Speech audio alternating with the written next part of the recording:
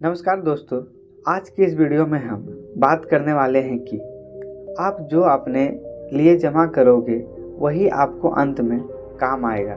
चाहे वो पाप हो या अच्छे कर्म हो, आपको अंत में ज़रूर मिलेगा। कहते हैं ना, जो व्यक्ति अच्छे कर्म करता है उसे कभी तकलीफ नहीं उठानी पड़ती।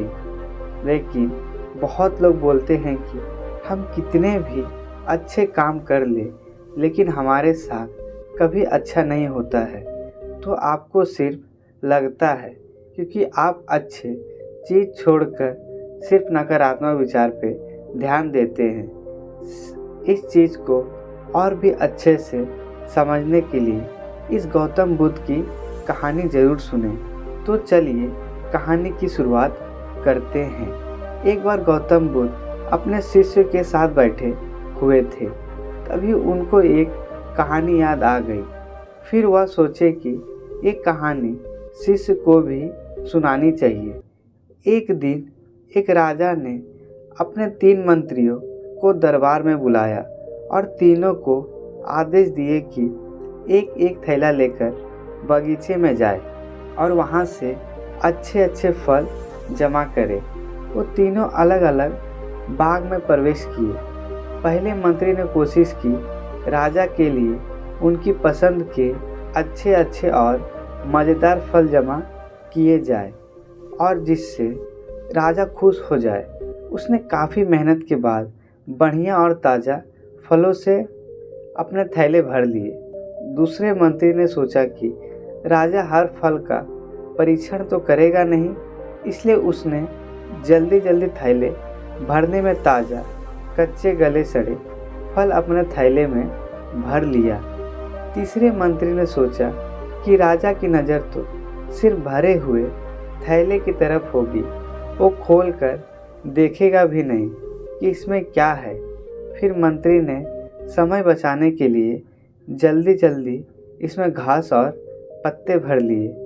दूसरे दिन राजा ने तीनों मंत्रियों को उनके थैले समेत दरबार में बुलाया और उनके थैले खोलकर भी नहीं देखा और आदेश दिए कि तीनों को उनके थैले समेत दूर स्थान एक जेल में 3 महीने के लिए कैद कर दिए जाए। अब जेल में उनके पास खाने पीने को कुछ नहीं था सिवाय उन थैलों के। तो पहले मंत्री ने अच्छे अच्छे फल जमा किए तो मज़े से खाता रहा और 3 महीना आराम से गुजारा। फिर दूसरा मंत्री जिसने ताज़ा कच्चे गले सड़े फल जमा किया था, वो कुछ दिन तो ताज़ा फल खाता रहा, फिर उसे खराब फल खाना पड़ा जिससे वो बीमार हो गया और उसे बहुत तकलीफ़ उठानी पड़ी। और तीसरे मंत्री जिसने थैले में सिर्फ घास और पत्ते जमा किया था, वो कुछ दिन बाद भूख से मर गया। अब आप से पूछिए कि आप अपने लिए क्या जमा कर रहे हो। आप इस समय जीवन के बाग में हो, जहाँ चाहे तो अच्छे कर्म जमा करो चाहे बुरे कर्म, मगर याद रहे जो आप जमा कर रहे हो अंत में आपको वही मिलेगा। फिर गौतम बुद्ध अपने शिष्य को बोले, जीवन में हमेशा एक बात याद रखो, आप जिसके साथ जैसा व्यवहार करेंगे वैसे ही आपके साथ होगा।